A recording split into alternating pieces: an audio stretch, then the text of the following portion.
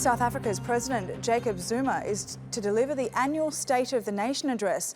He'll also do so while under pressure to pay back public funds used to renovate his home. Protesters in Johannesburg have also demanded that he step down. Zuma has since offered to return an undisclosed amount of money.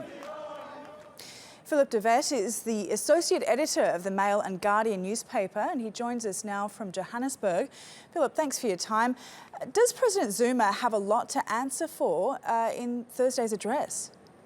Well, he certainly will have to say many things. Protesters both within Parliament and outside Parliament will be listening very closely to what he has to say about his approach to corruption and his willingness to repay the state for benefit that he has received. Investors around the world will be listening to his plans for the South African economy and taking cues from that in terms of the South African investment rating. So it's a high-pressure speech, that's for sure. People are quite angry. There's expected to be protests today. How will Zuma reassure the public of South Africa? Well, that's his major task, and that's the question to which we await the answer with some trepidation. The president needs to reassure a domestic audience.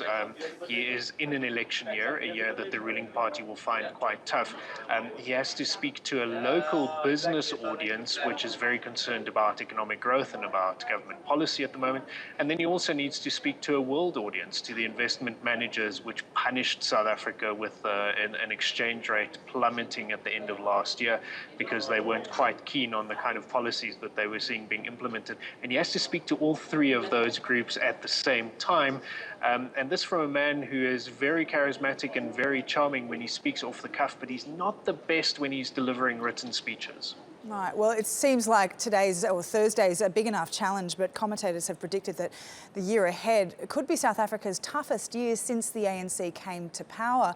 What with the local elections later this year, is there further pressure on Zuma and the ANC?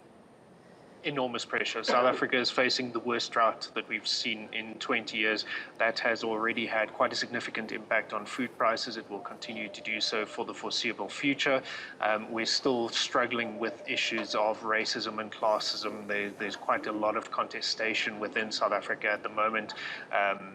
Students at universities have been protesting the high fees.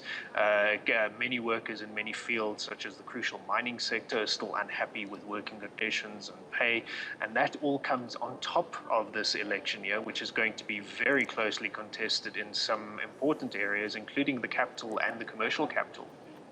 Okay, Philip, thanks very much for your time.